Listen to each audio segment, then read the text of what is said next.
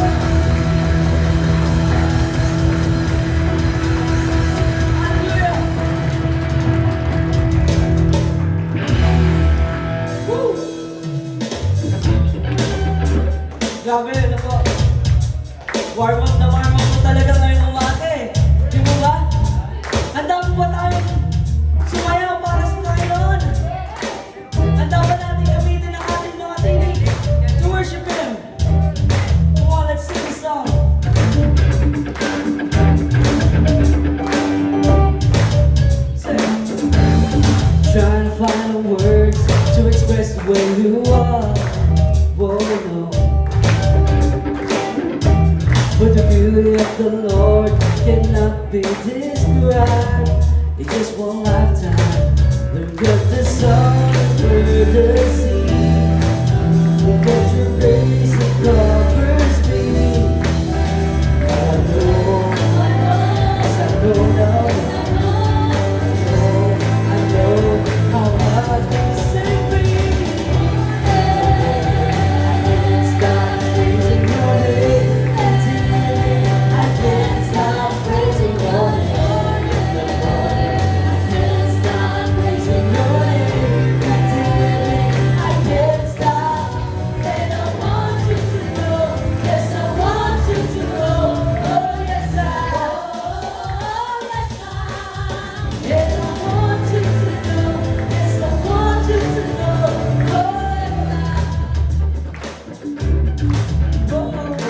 Oh, yeah. Lord, you're so amazing. Every word you say is true. Oh, no. Better that I find this treasure, so that I found you. Where the was when I was down, you could have turned my world around. Now I know, yes, I know how much I love you. Good morning, I can't stop praising your name. I can't stop praising your name. Good morning, I can't stop praising your name. I can't stop, and I want you to know, yes, I want you to know. Oh, yes, and I want you to know, yes, I want you to know. Oh, yes,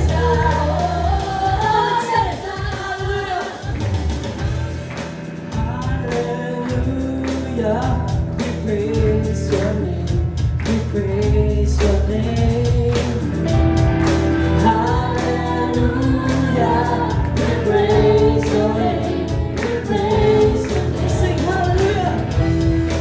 Hallelujah, we praise your name, we praise your name. Sing hallelujah. We praise your name, we praise your name. Look at the rose when I was down. Your word has turned the world around. Now I know, yes, I know, I know how much I love you.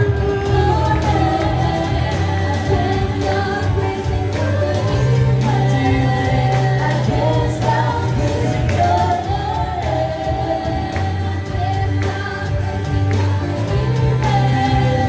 I can't stop, and I want you to know, and I want you to know. Oh, yes, and I want you to know, and I want you to know. Oh, yes, and I want you to know, and I want you to know. Oh, yes, and I want you to know, yes, I want you to know. Oh, yes, Amen. Let's clap our hands to our God.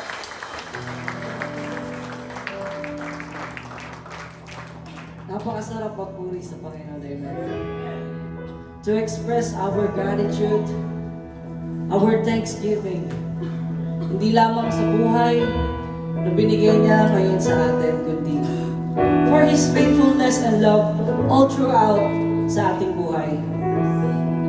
And as we remember this event, tandaan po natin na yung ating Panginoon ay namatay para po sa atin because of His love for you. Wala siyang ibang inisip bago siya mamatay kundi yung pangalan mo. Ganun po tayo kamahal ng Panginoon. And that's why we are here. We are celebrating yung muli niyang pagkabuhay as a sign of our gratitude and thanksgiving Dahil mayroong isang Kristo na namatay para sa atin. So let us worship Him with all our hearts. Awitin po natin itong kantang ito ng buong puso. Let's sing.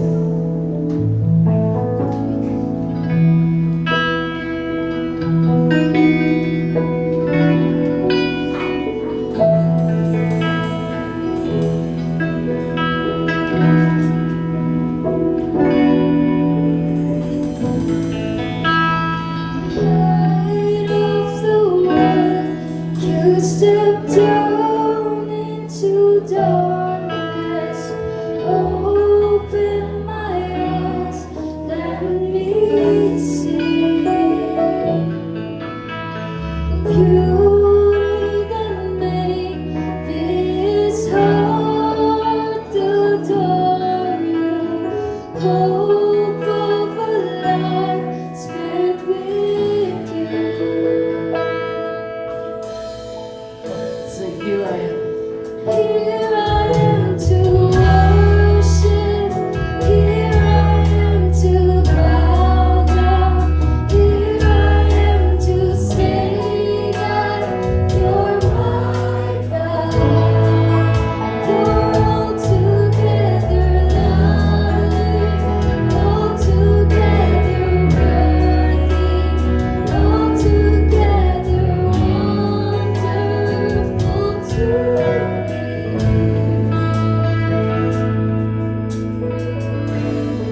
King of all days. King of all days, oh so highly exalted, glorious in heaven above. Only you came. Humbly you came to the earth you created. Oh, full of sin, make them whole. Let's sing. Here I am. Here I am to worship. Here I am to bow down. Here I am to say that you're my God. You're altogether lovely, altogether worthy, altogether wonderful to Sing, I'll never know. I'll never know how much Jesus would save my sin upon His throne. I'll never know how much it cost to see my sin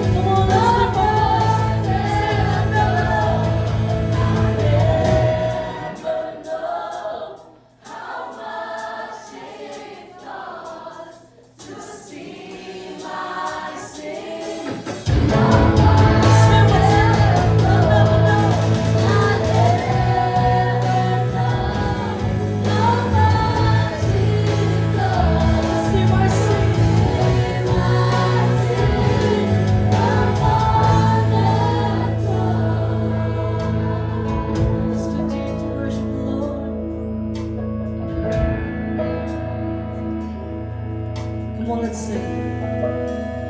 Here I am to worship. Come on, let's Here I am to bow down. let's express Here I am to say that you're my God. You're altogether, altogether lovely, altogether altogether worthy, altogether altogether wonderful to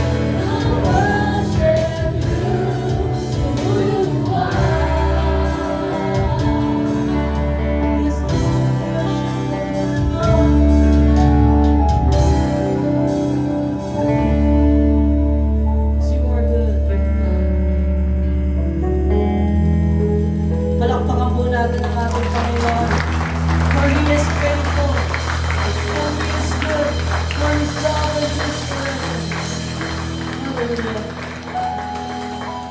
Lord God, napakasarap magpuri ngayong umaga, Lord God.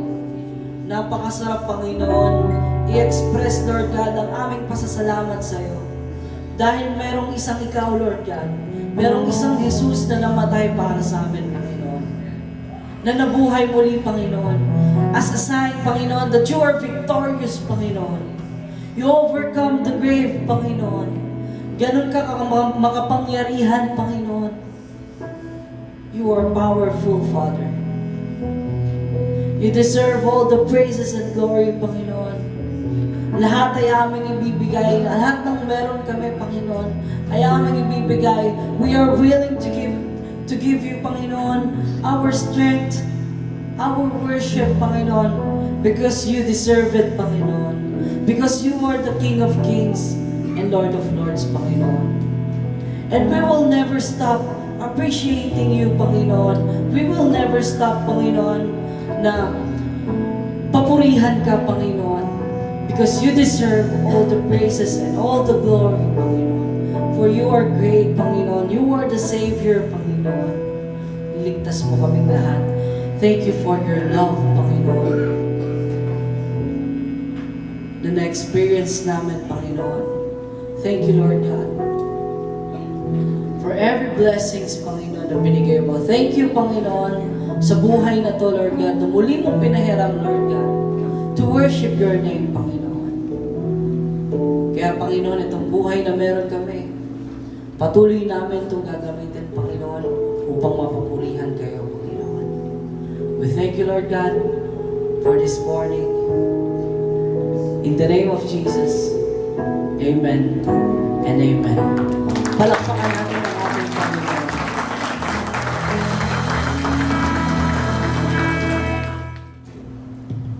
Purihin ang Panginoon sa umagang ito. Happy Resurrection Sunday po sa bawat isa. So, sa araw po nito, ating binugunit ang muling pagkabuhay ng ating Panginoong Hesus.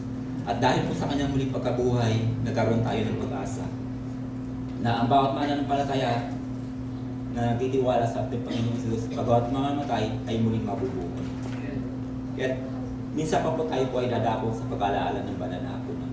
Bago po natin tanggapin ang tinapay sa araw na siyang sumisimbolo sa kanyang katawan at dugo, tayo po lahat ay lumapit sa Panginoon sa isang panalangin.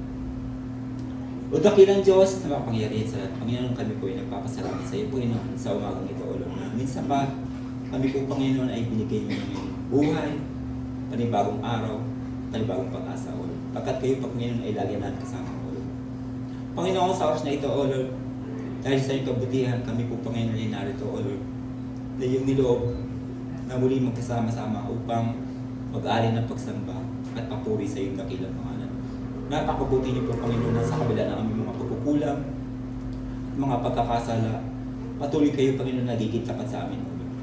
Panginoon, sa oras na ito, O Lord, minsan pa, Panginoon, aming alalahanin ang naging katubusan ng aming mga pagkakasala, Panginoon. Dahil sa iyong ginawa doon sa krus, Panginoon, na iyong inalay ang iyong buhay, na sa kabila ng aming mga pagkakasala, hindi niyo kami, Panginoon, hinayaan. Because, O Lord, iyong sinugo ang iyong bugtong na anak upang kami ay tubusin sa lahat ng aming mga pagkakasala. At nilinis sa aming mga karumihan, Panginoon. Panginoon, sa aming gagawin pagtanggap ng banal na hapunan, Panginoon, inalapit namin sa iyo ang aming mga sarili.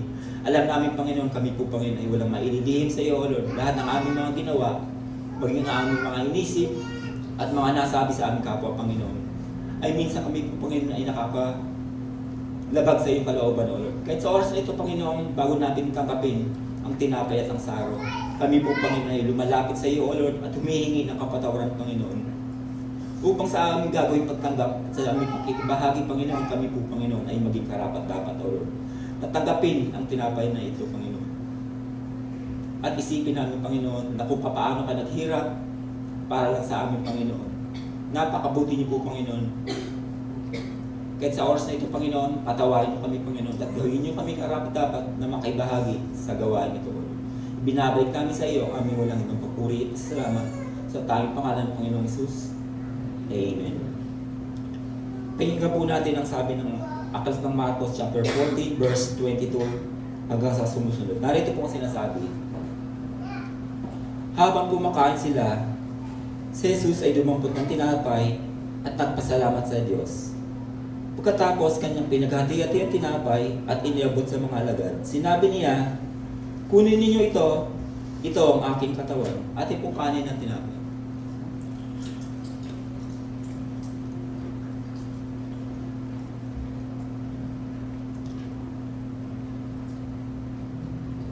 Dumampot din siya ng kopa at matapos magpasalamat sa Diyos, ay iniabot din niya iyon sa mga alagad at uminom sila lahat. Sinabi niya, ito ang aking dugo, pinapagtibay nito ang tipan ng Diyos. Ang aking dugo ay mabubuhos para sa marami. Ating pong inumin ang kopa.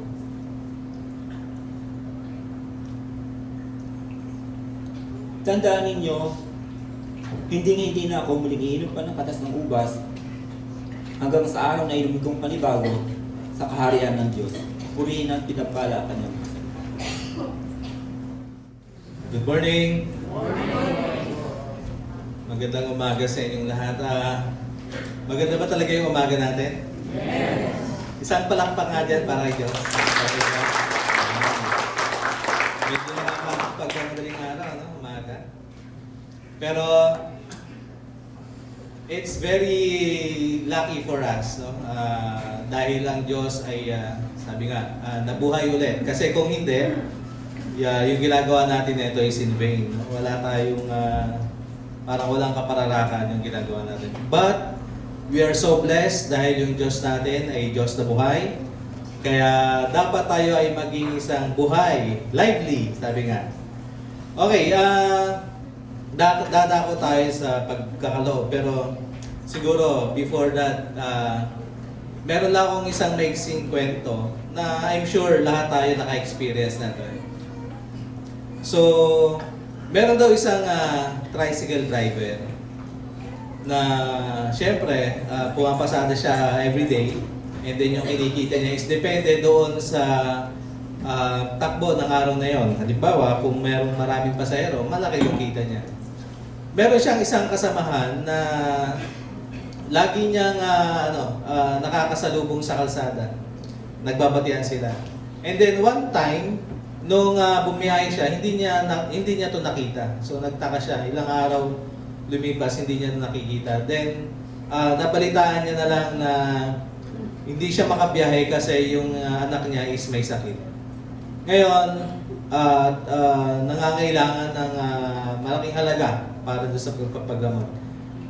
Being a tricycle driver, so sabi niya, ano ang gagawin ko? Pero kinoconvict siya ng kanyang puso na tumulong. Yung araw na yon, matumal ang biyahe. Hindi maganda yung biyahe. So, hindi rin maganda yung kita. Pero kinoconvict nga siya na tulungan yung kasamahan niya.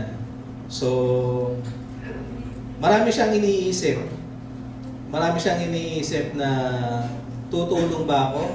Parang matumal yung biyahe and then may mga pangailangan. Pero ang ginawa niya is sinunod niya yung kung ano yung nararamdaman niya, kung ano yung naramdaman ng puso niya noong time na yun. Tumulong siya. Binigay niya yung kalahati ng napagkakitaan niya doon sa kasamahan niya. Yung kasamahan niya nagtaka, no? Dahil although magkasama sila, nakikita sila, pero hindi sila ganun ka-close. Pero nagtaka ngayon siya. And tinanggap niya yung tulong ng kasamahan niya, naipagamot yung naidagdag sa pagpapagamot ng anak hanggang sa umayos yung kalagayan. Now, nakita ulit sila. Nung nakita sila, hindi man na ibalik yung perang na ibigay sa kanya, pero yung pasasalamat ng tao na yun is sobra-sobra.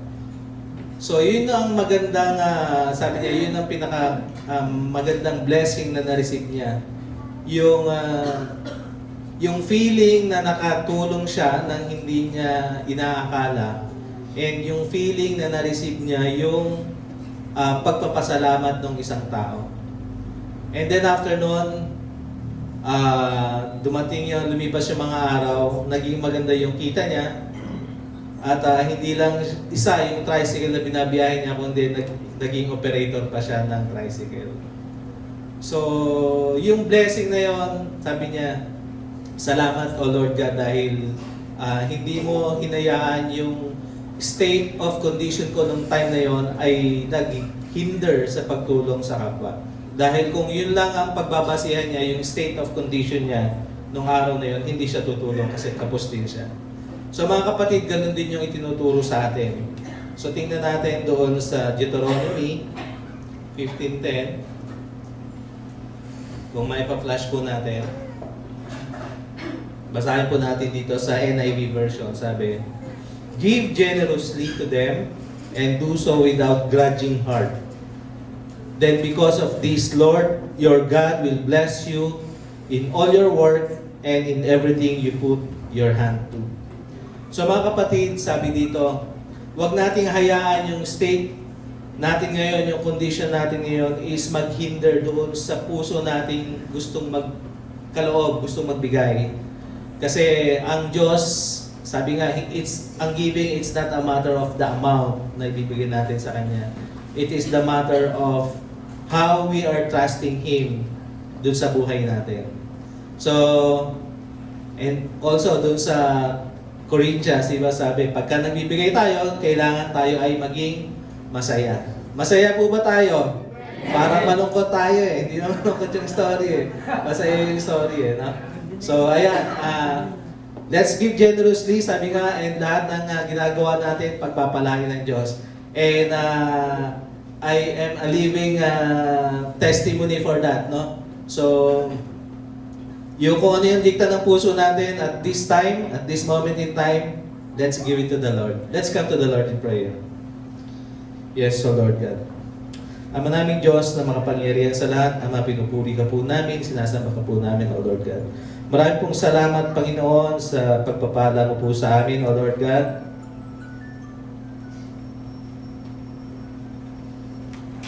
Maraming pong salamat sa pagpapala mo po sa amin, Panginoon, sa mga blessing of good health, O Lord God, blessing of financial provisions, O Lord God. Lord, ang lahat po ng ito, Panginoon, ay ina-acknowledge namin, nare-recognize namin na galing po sa inyo, O Lord. Lord, turuan mo po kami, Panginoon, na maging mapagbigay, Panginoon. Turuan mo po kami, Panginoon, kung ano po yung dapat namin gawin din sa mga pagpapala mo po sa amin, O Lord God.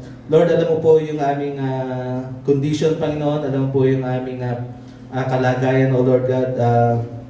Alam mo po kung kami po ay kapos. Alam mo po kung kami po ay sagana, O Lord God. But it doesn't matter, O Lord, kasi po ang sabi mo nga po, Panginoon, ay ang lahat ng pagpapalang ito ay manggagaling sa inyo, O Lord God.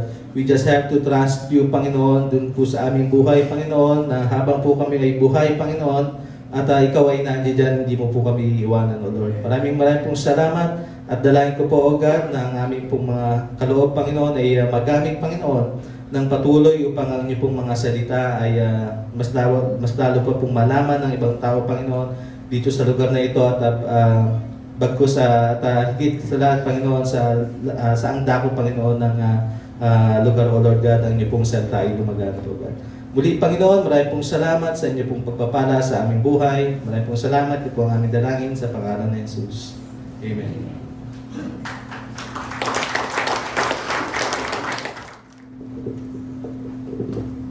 Magandang umaga po sa atin lahat.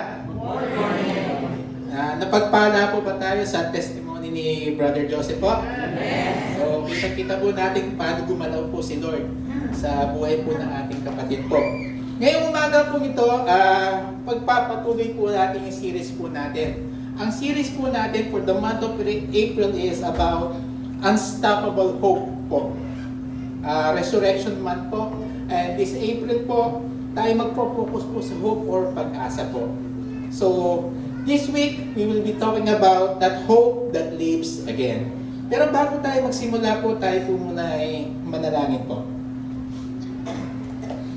Diyos ang mga nasa langit, Panginoon Diyos, maraming po salamat sa araw na to na binigay niyo po sa amin upang kami magkasama-sama this Resurrection Sunday, Panginoon Diyos. Lord, we are lifting your name up. Salamat po sa muli niyong pagkabuhay, Panginoon Diyos. Salamat po sa pangako niyo sa buhay po ng bawat isa. Salamat po sa paggalaw niyo po sa buhay ng bawat isa narito. At nawa po, Lord God, sa umagang to, mas maiintindihan po namin, mas maliwanagan po kami sa muli niyong pagkabuhay, Panginoon, sa pag-asa na binigay niyo po sa bawat isa sa amin, Panginoon Diyos. Lord, maraming po salamat at nawa po linisin niyo po ang aming puso't isipan, tanggalin niyo po ang mga hindrances na binabato ng kalaban para mas maintindihan po namin kayo, Panginoon Diyos. Lord, pangunahan niyo po kami, kayo po ang mangusap sa bawat isa sa amin, sa buong church, Panginoon Diyos. Maraming po salamat. Ito po ang aming prayer sa matamis sa pangalan ni Jesus. Amen.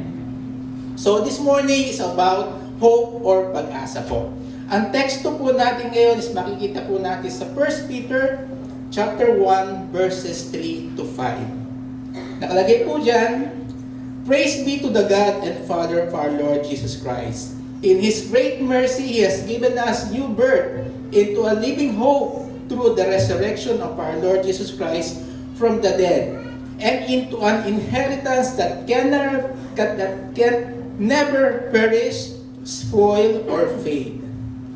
This inheritance is kept in heaven for you, who through faith are shielded by God's power until the coming of the salvation that is ready to be revealed in the last time. So bigyan ko po kayo ng konting context about this 1 Peter po, kung saan po ito sinulat. Ito po ay sinulat po para sa mga Christians na nagkalat sa iba't ibang parte ng Roman Empire. Tinawag po silang mga diaspora believers. Bakit po tinawag na diaspora believers? Sila po yung mga Christians na na-exile po. Sila po is scattered all over the Roman Empire at sila po ay mga Christians na nagta-travel po sa buong mundo po. Sila po ay mga mananampalatayang pinaalis sa kanilang tahanan, inuusig dahil sa pananampalataya, tinanggihan ng lipunan at dumaranas ng suffering. Kasi nung panahon po yun, pag sinabing Christian ka, insulto po yun. Hindi po yung pagbibigay ng pagtataas po, kundi insulto po yung panahon na yan.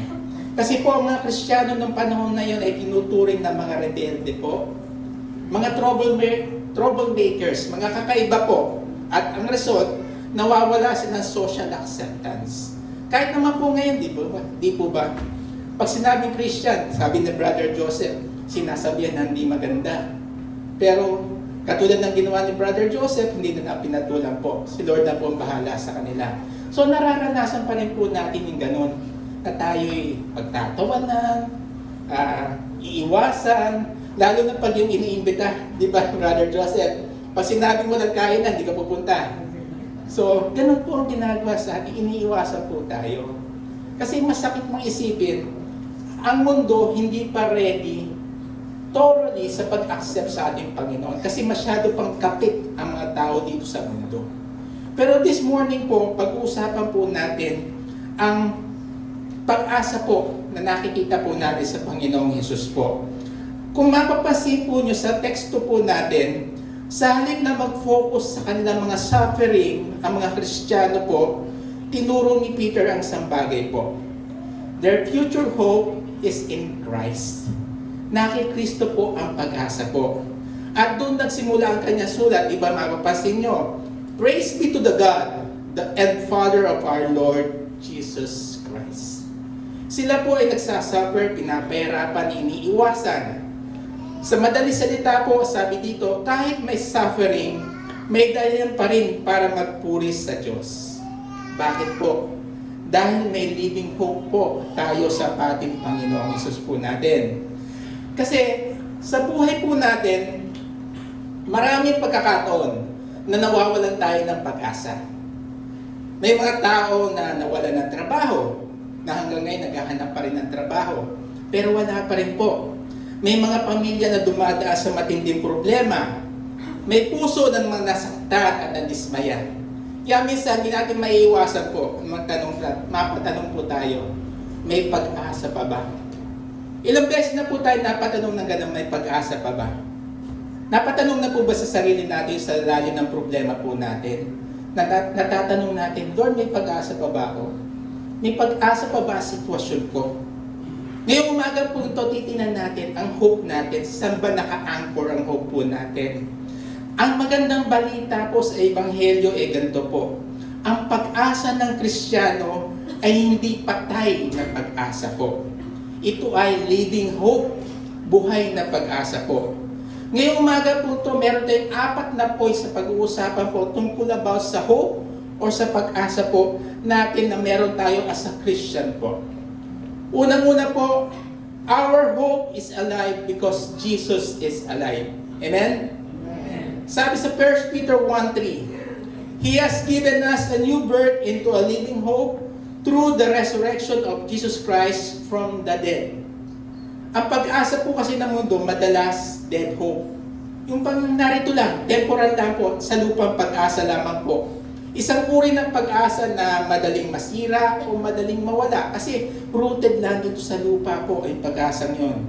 Kasi maraming tao ang umaasa sa mga bagay na pansamantala. Aminin natin o hindi po yan.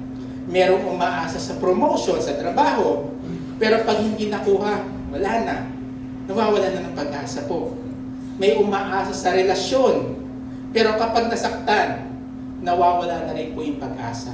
Yung tipong umiikot ang mundo mo doon sa minamahal mo, pero pag ikaw'y sinaktan, wala na. Sirang-sira na ang mundo mo. Sino nakaranas ng ganun po dito? Yung umikot ang mundo mo sa isang tao, pero nang iniwan ka, wala na. Wala na, bagsak na. Mahirap po ganun. May umaasa naman sa kalusugan, pero pag nagkasakit, nawawalan lahat ng inaasahan. Yung isang araw napakalakas mo, pero isang sakit lang pag tumama sa'yo. Parang wala na. Parang naguhuna lahat. Ganito ang pag-asa po sa mundo. Puro temporal lamang po. Nakadepende sa sitwasyon natin. Kaya pag nabago ang circumstances, nawawala rin po yung pag-asa. Di po ba ganun tayo madalas? Nakatingin lang tayo sa anong meron tayo. Tapos pag nawala, parang distraught na tayo, bagsak na tayo, down na tayo. Pero ang sinasabi dito ni Peter sa verse natin, you have been given a living hope. Hindi po ito gawa ng tao. Hindi ito emotional hype. Mas matindi pa ito sa positive thinking. Ito ay living hope o buhay na pag-asa. At saan ito nanggagaling? Through the resurrection of Jesus Christ from the dead. So imagine po natin nung panahon na ang Panginoong Hesus po natin ay namatay sa krus ng Kalbaryo. Imagine niyo, anong naramdaman ng mga apostles during that time? Di po ba tinakbuhan siya nang hinuli siya sa Garden of Gethsemane? Iniwan siya. Si Peter na nagsasabi na matapang siya, ipagtatanggol hanggang kamatayan, iniwan siya. Tinanggi pa siya. Yung ibang apostles, iniwan din siya. Ang natira lang si John. Pero parang pinabayaan po siya. Pero nang mamatay si Jesus, akala nila tapos na ang lahat eh. Pero hindi po. Nang siya ay mabuhay muli, biglang nagbago ang lahat. Ang kanilang despair ay napalitan po ng living hope o buhay na pag-asa. Ang kanilang fear naging courage. Ang kanilang weakness ay naging boldness. Bakit? Dahil ang resurrection ni Jesus ang nagbigay sa kanila ng tunay na buhay at pag-asa po. Amen? So doon po nakaroot yung ating paniniwala po, ang muling pagkabuhay po ng ating Panginoong Jesus. Ang Christianity po, hindi katulad ng ibang religion po yan. Kung mapapansin nyo, ibang sinasabing founders ng mga ibang paniniwala po, lahat po sila namatay. Walang nabuhay. Historically, makikita po natin yan. Pero ang Christianity, naiba. Ang Panginoong Hesus namatay. Yes, namatay siya. Pero after 3 days, nabuhay siya magmuli. Yun ang anchor po natin. Ang muling pagkabuhay po ng ating Panginoong Hesus. Ito ay nakatayo sa isang historical event. Ito ang resurrection po ng ating Panginoong Hesus. At kung totoo ang resurrection, which is totoo naman po, lahat ng sinabi ni Jesus ay totoo.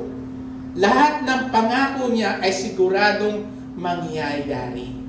Kaya kahit anong sitwasyon po natin na yon, kahit gaano kadilim, gaano kalalim, parang akala nyo patay na buhay po yan sa ating Panginoong Hesus. Amen po ba? Walang malalim, walang malayo sa ating Panginoong Hesus. Ang kailangan lang po, magtiwala po tayo sa Kanya. Hindi po niya tayo pababayaan. Sabi nga po sa psychology studies, pag may hope ang isang tao, mahalaga mabubuhay po siya. Kasi merong mga studies na nagsasabi, pag merong pag-asa ang tao, pag walang pag-asa ang tao, bumababa ang immune system. Nawawalan ng lakas. Mas mabilis mag-give up. Pero kapag may pag-asa o hope ang isang tao, kahit may sakit, kahit may problema, lalaban po siya. Tama po ba? Lalo na, sinasabi nga po natin, di ba yung commercial, para saan ka gumigising? Gumigising tayo para sa pamilya po natin, para sa mahal po natin sa buhay. What if, sabihin natin, gumigising ako para sa ating Panginoong Hesus? Di po ba mas malalim po yung ibig sabihin nun? Kasi once na tinaas mo ang Panginoong Hesus, sama-sama na po yan eh. Madadamay na po ang family, ang ating relationship, ang ating trabaho, lahat po yan. Basta unahin po natin ang Panginoong Hesus po natin. Ang karamihan po ng tao kasi, ang hope ay fragile. Yung madali masira po. Pero, ang pag-asa ng isang Kristiyano po, dahil naka-anchor ito sa ating living Savior, matindi po yan. Kaya, tanungin po natin sarili po natin. Kapag nawala ang mga bagay sa paligid natin, nawawala rin ba ang pag-asa natin? Let's be honest. Pag nawala yung trabaho, pag iniwan tayo ng mga mahal natin sa buhay, pag iniwan tayo ng mga boyfriend, girlfriend po natin, anong pag-asa mo? Kung oo yan, baka ang hope po natin ay naka-anchor sa maling bagay po. Let us evaluate ourselves. This Sunday, i-evaluate niyo po yung sarili natin. Saan ba nakakapit ang pag-asa ko? Saan ba naka-anchor? Baka sa pera. Paano pag nauubos sa pera? Anong gagawin mo? Paano pag sa trabaho, natanggal ka sa trabaho? Anong gagawin mo? Paano pag sa tao na akala mo hindi ka iiwan pero iniwan ka? Anong mangyayari sa iyo? Isipin na natin na para tayong bangka sa gitna ng dagat. Pag anchor po natin is mababaw, yung angkla is mababaw po, konting alon lang, tatangayin tayo. Pero kapag ang anchor po natin malalim, matibay, kahit may bagyo, hindi ito matitinag po. Tama po ba? So mahirap yun. Hindi siya basta-basta. Ganon din po sa buhay po natin eh. Kung ang pag-asa natin ay naka-anchor sa pera, sa tao, sa success, madali tayong matitinag. Pero kung ang pag-asa ay naka-angkla kay Kristo, hindi basta-basta matitinag po. So kung i-apply po natin sa buhay, ang masasabi po natin is, anchor your hope in the resurrection, not on our situation po. Ang situation po natin, mawawala yan. Mababago po yan. Hindi mo alam bukas anong mangyayari sa susunod na linggo, sa susunod na buwan. Pero kung naka-anchor yan sa ating Panginoong Hesus, anong mang mangyari bukas, makalawa, sa susunod na linggo, sa susunod na taon, hindi tayo matitinag po. Amen po? Amen. Huwag po natin ibase ang pag-asa sa nararamdaman po natin ngayon. Ibase ito sa katotohanan na buhay si Jesus. Buhay si Jesus. Bilang Kristiyano, hindi bagay sa atin na mawalan ng pag-asa. Hindi dahil nawala tayong problema, kundi dahil meron tayong living Savior, buhay na tagapagligtas po. Yun po ang isipin natin mabuti. Yes, hindi ko sinasabi na wala tayong problema. Marami sa atin meron pinagdaraanan. Pero baguhin natin perspective po natin. Tingnan natin sa ba tayo humuhugot ng lakas. Huwag sa kape, dahil kape mauubos po yan. Doon tayo sa Panginoong Hesus. Doon tayo humuhugot ng lakas po. Ikalawang point, our hope is secure in heaven. 1 Peter 1:4, sinabi diyan, an inheritance that can never perish, spoil, or fade.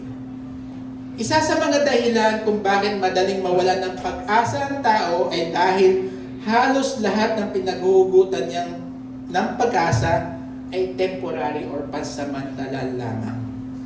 Kasi tandaan natin, lahat ng mga bagay dito sa mundo may tendency na masira, mawala, magbago o kumupas. Ang bahay po, kahit gaano kaganda yan, sooner or later masisira po yan. Ang pera, kahit gaano kadami, mauubos po yan. Kasi sa reality, ang katawan natin, kahit gaano tayo kalakas, sooner or later, hihina po yung pangangatawan natin. Ang relasyon, kahit gaano katatag, minsan o madalas masusubok po yan. Kaya pag dito nakaangkla sa mga bagay na to o naka-anchor ang pag-asa po natin, matik na po yan. Unstable po ang pag-asa natin. Unstable po ang hope po natin. Kaya ini-evaluate po natin ngayong umaga to, saan pa nakakapit ang pag-asa ko? Pero sabi ni Peter nga, di po ba? May inheritance ang believer.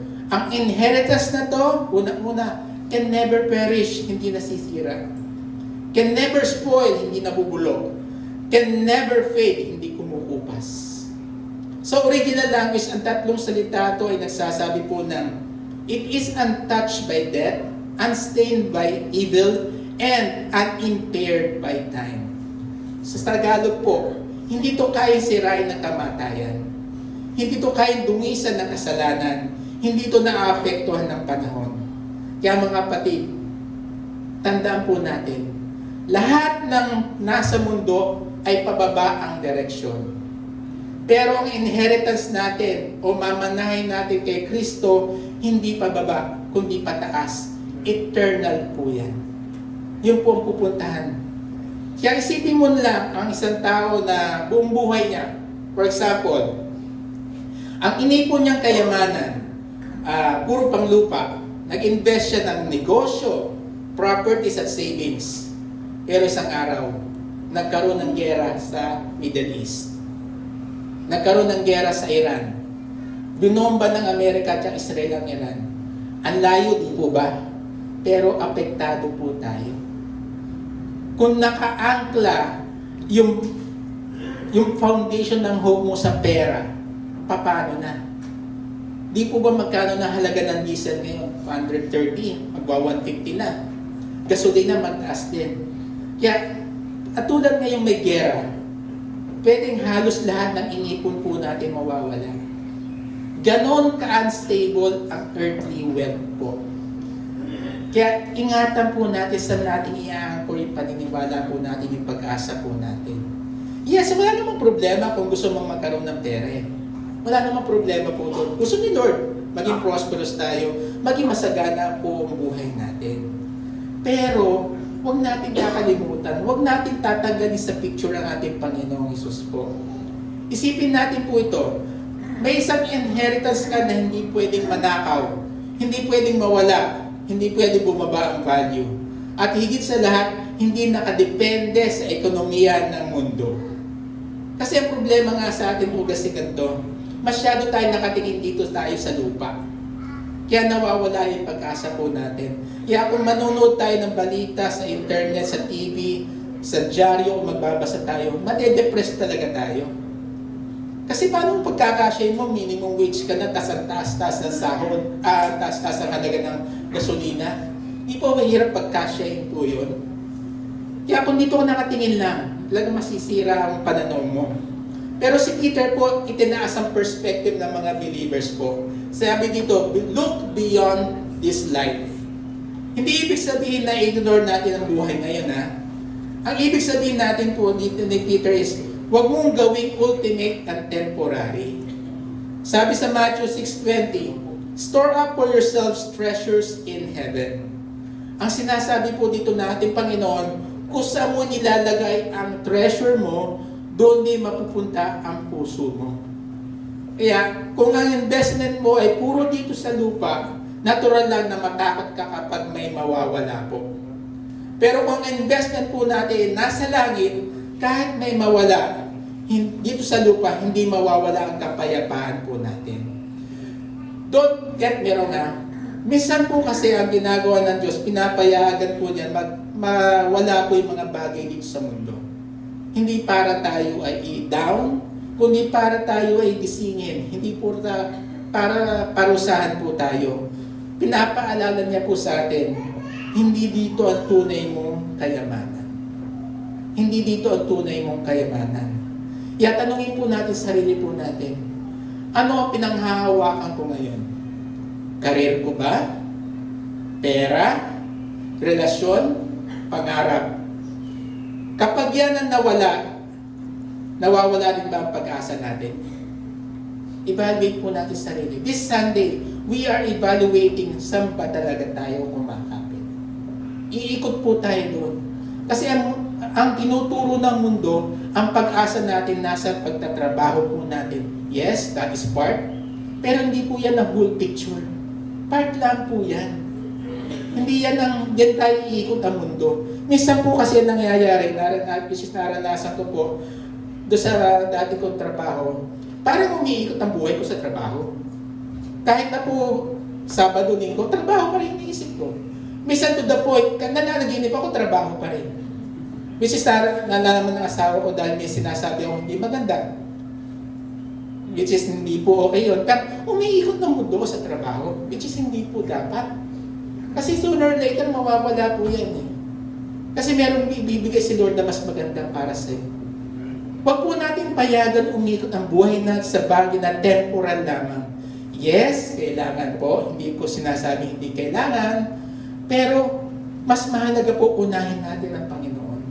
Unahin po natin yung mga eternal na gusto ipagawa sa atin ng Panginoon po. Amen po ba? Amen. Sabi nga po dito, we should shift our focus from temporary to eternal. Huwag natin gawin sentro ng mga buhay, mga bagay na mawawala rin.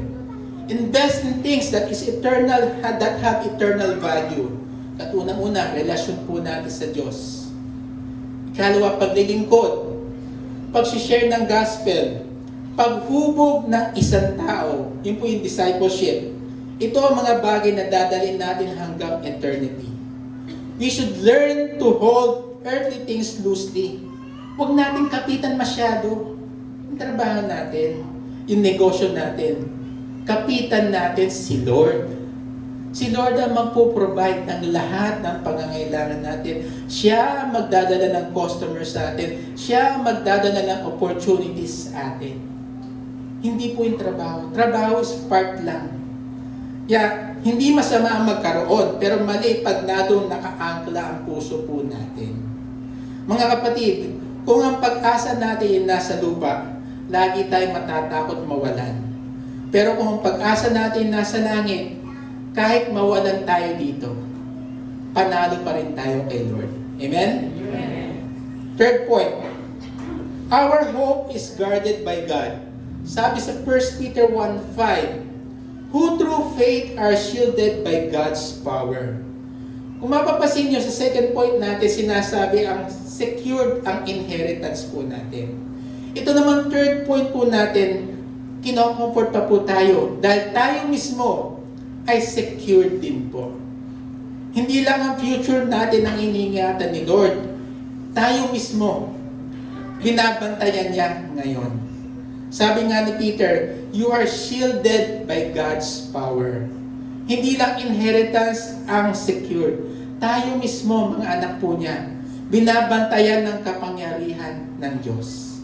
Ang silatang shielded po ay parang military protection. Ibig sabihin po dito, God Himself is guarding us. John 10:28, sinabi po dyan, no one will snatch them out of my hand. Para bang isang ama na hawak ang kanyang anak habang tumatawid sa daan. Hindi iiwan ng ama ang kanyang anak. At ganon din ang Diyos sa atin. Naalala ko po nung bata-bata pa po ako nung ako around 7 or 8 years old po. Nakiprobinsya, Tagalumban po ako.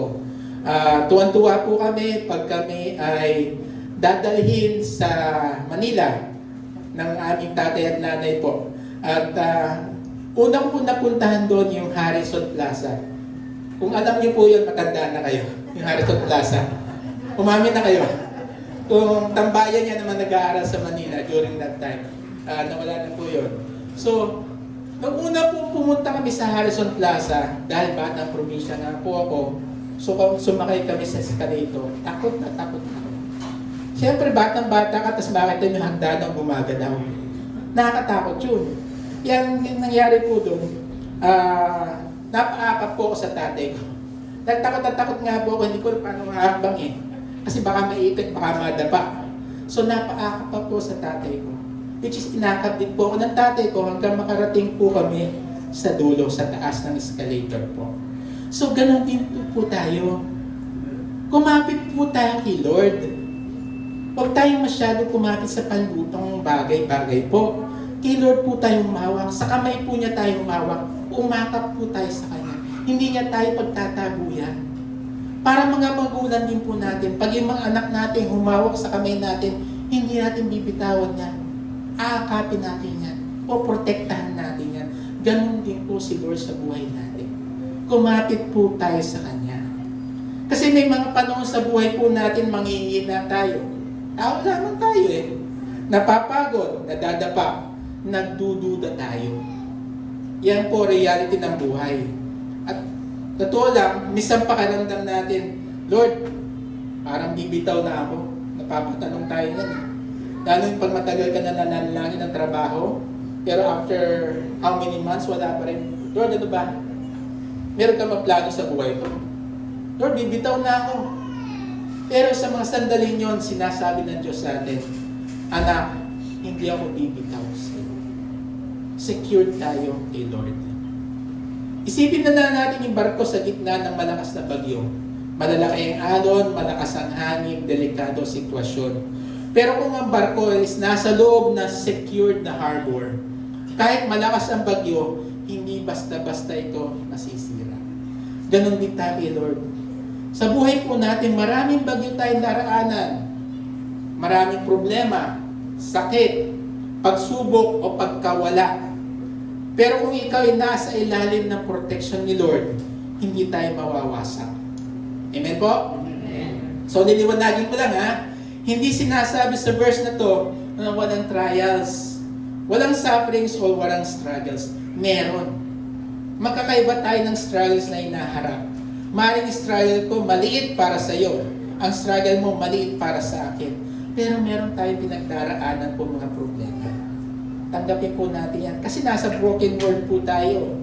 Pero sinasabi dito, sa gitna ng lahat ng iyon, hindi tayo pababayaan ng Diyos. Stop relying on our own strength. Hindi natin kayang bantayan ng sarili natin buhay mag-isa. Kailangan natin kapangyarihan ng Diyos. Hindi tayo Superman o si Batman o sino pang superhero. Kung si Superman nga, may kryptonite tayo pa kaya. May kanya-kanya tayong witness. We should trust God's power especially when we are weak. Keep walking by faith, not fear. Sabi nga sa verses, through faith. Habang nagtitiwala tayo sa Diyos, nararanasan mo ang kanyang protection po. Kaya tanungin po natin sarili natin, saan ako kumakapit kapag mahirap na ang buhay? Kung sa sarili nating yaman, sa sarili lang natin, mapapagod po tayo. Pero kung sa Diyos, may lakas tayo na hindi mauubos. Mga kapatid, hindi lang tayo binigyan ng pag-asa ng Diyos, binabantayan niya ang pag-asa niyon sa buhay po natin. At dahil ang pag-asa natin ay buhay, secured at binabantayan ng Diyos, ito ngayon tanong, paano na dapat mabuhay ang isang may ganitong pag-asa? Paano tayo mabuhay bilang isang believer? Which comes to our fourth point. Sinasabi dito, our hope changes how we live today. Kung anong pag-asa natin, yung magdidikta kung paano tayo mamuhay.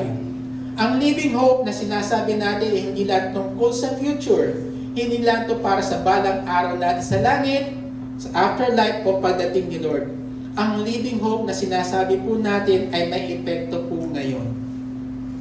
Ang kung tunay na may living hope ang isang tao, makikita ito sa paraan ng kanyang pamumuhay. So sabihin po natin ganito. May sinasabi natin, may living hope ako. May buhay na pag-asa ko.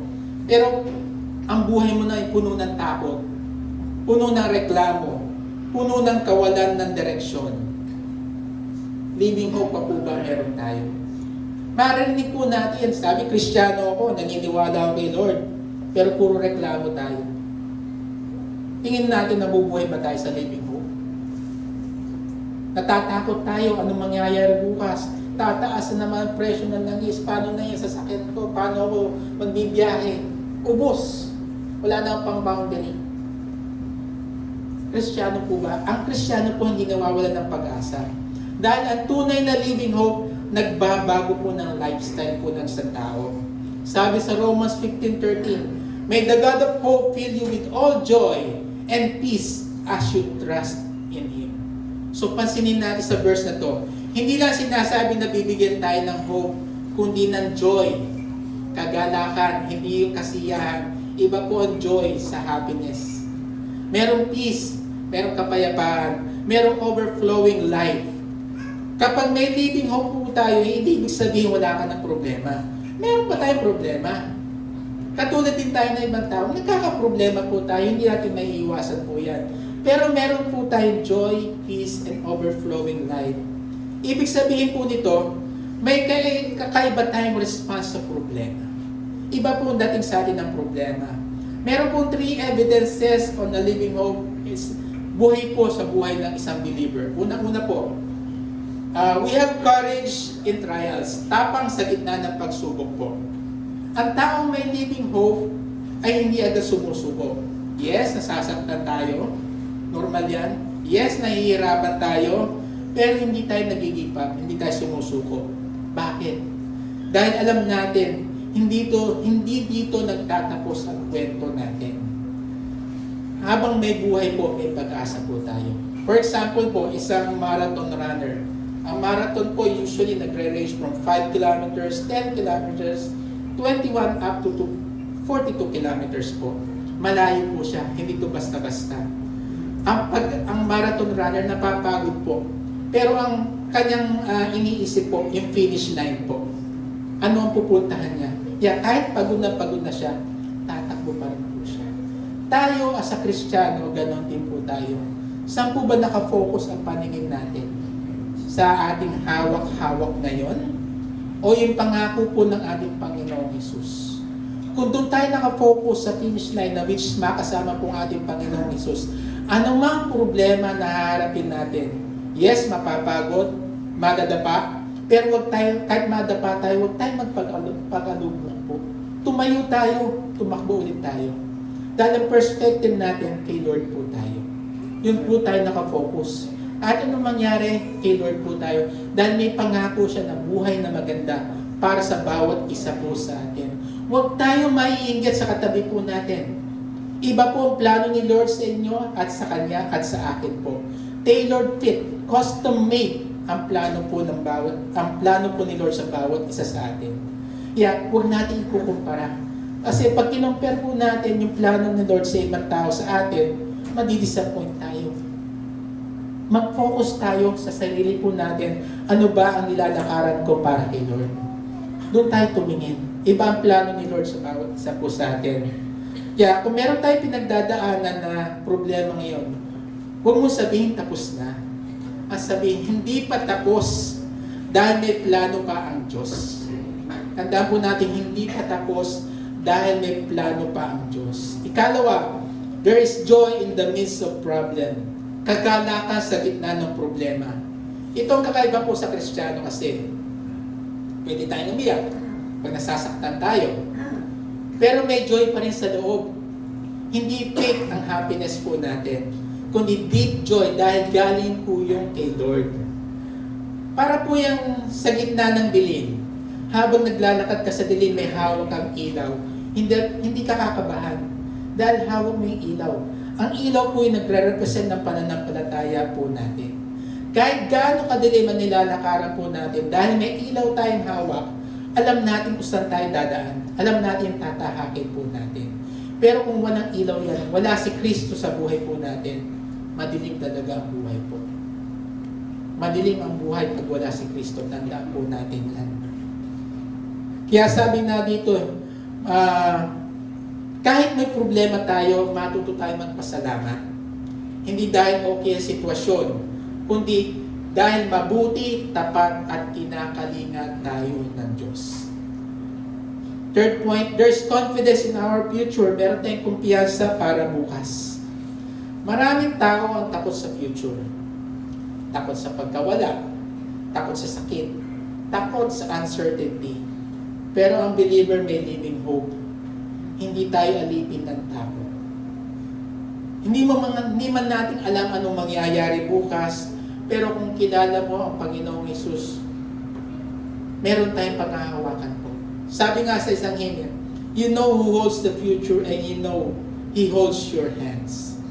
Parang katulad po yun ng bata na nagbibiyahe po, pagkasama niya yung tatay niya.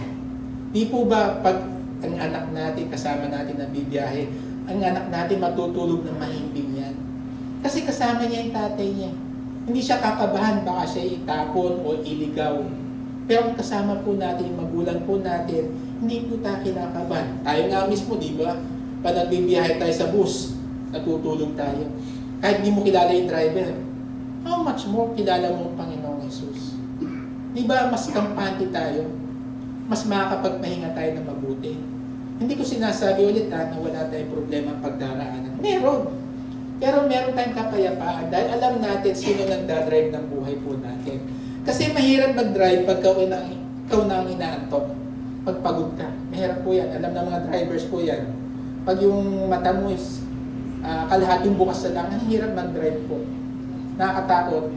Pero kung may kasama kang bihasang driver, which is ang kasama natin po, ang Panginoong Hesus, hindi tayo kakabahan. Makakarating tayo sa paroroonan. Yes, malulubak tayo. Minsan iikot tayo, marami tayong dadaanan ng mga intersections. Pero darating at darating tayo sa pupuntahan po natin. Dahil si Lord ang nagdadrive po ng buhay po natin. Amen po? Amen. Kaya wag po natin ibase ang peace natin kung anong mangyayari. Ibase po natin kung sino ang kasama po natin sa journey po natin. Mga kapatid, kung wala nakakaalam na Kristiyano ka, tanong po to, malalam ba nila sa paraan ng buhay mo? Tanong ko po sa inyo. How do we approach trials? Meron ba tayong joy sa mga problema po na kinakaharap natin? May peace po ba tayo tungkol sa future? How do we respond to those kind of situation? How do we respond in those situation? Makikita ng mga tao kung ikaw ay isang mananampalataya o hindi. Hindi mo pwede sabihin na ikaw ay Kristiyano pero ikaw ay balisa ka. Hindi mo pwede sabihin Kristiyano kung ikaw ay natatakot sa future. Dahil alam mo sino may hawak ng future mo. Kaya tingnan po natin, hindi man tayo magsalita bilang isang believer o mananampalataya, makikita po yan sa buhay po natin. Sino ba nakikita sa atin pag tayo nasa pressure, nape-pressure na? Sino po ba? Tayo o Panginoong Hesus? Kung pareho ang response natin sa mundo, baka kailangan natin balikan.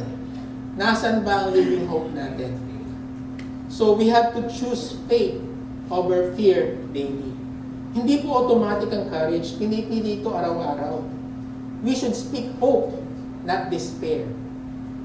Ang labi po natin dapat puno ng pananampalataya at puno ng pag-asa, hindi puro reklamo. Mga kapatid, ang living hope po natin ay hindi lang pinaniniwalaan. Ito po ay nakikita sa pamumuhay po natin. All these pieces broken and scattered, mercy gathered, mended and whole, empty-handed, but not forsaken. I've been set free.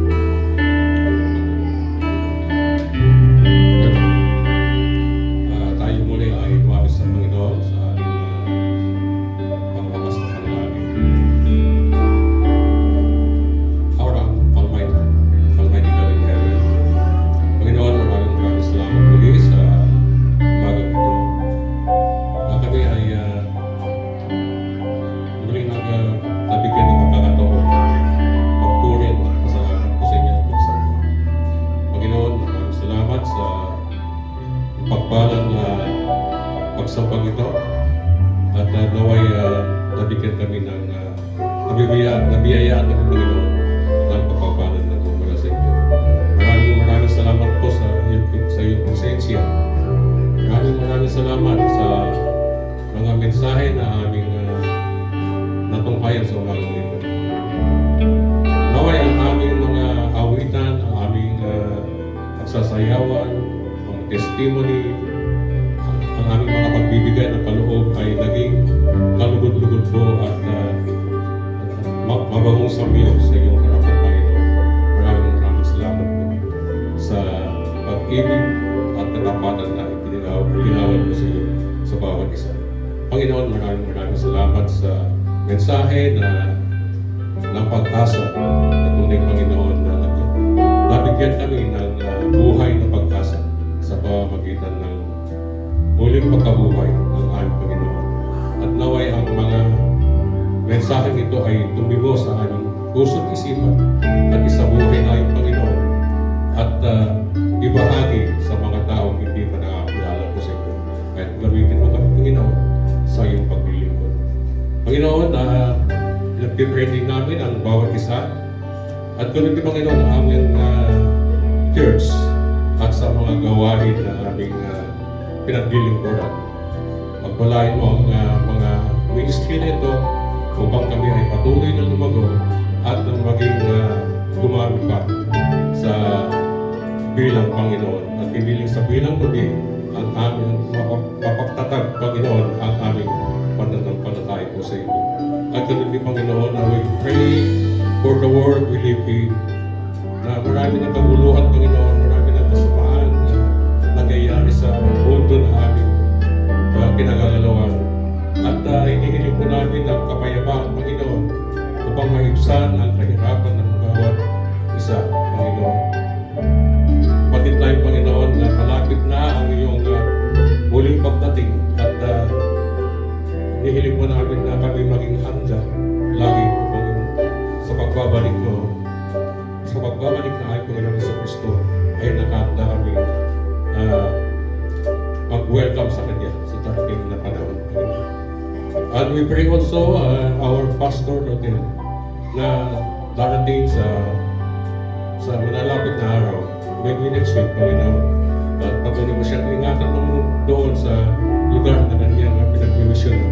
At sa kanyang pagbabalik, Panginoon, ay hinihiling namin ang patuloy na pag-iingat mo sa kanya na ilayo sa anumang uri ng kapamakan upang makabalik ng matibasahin dito sa lugar na ito at makasama namin siya sa paglilingkod sa inyo. Maraming salamat po, Panginoon, at we pray also, we include also our prayers ang mga pagkain na nangihanda na aming pasalusaluhan mo kaya na may pagpalain mo. Mga ito, Panginoon, upang maging kasiklahan at kalakasan ng aming katawang lupa. Maraming salamat ko sa aming samantalang pag-iwa-iwalay ay nais naming hilingin ang iyang kapayapaan ng bawat isa. Maraming salamat pa. Ito yung aming pinabalik sa na may pasasalamat at pagsamba sa pangalan ng ating Panginoon Jesus. Amen. Atin pong tanggapin ang pagpapala ng ating Panginoon. Ang Diyos na pinagmumulan ng kapayapaan na siyang muling bumuhay sa ating Panginoon Yesu Kristo na naging dakilang pastol ng mga tupa dahil sa kanyang dugo ang nagpatibay sa walang hanggan tipan. Naway ipagkaloob niya sa inyo ang lahat ng kailangan ninyo upang maisagawa ang kanyang kalooban at sa pamamagitan ni Yesu Kristo ay gawin niya sa atin ang nakakalulubod sa kanya. Purihin nawa si Kristo magpakailanman. Amen.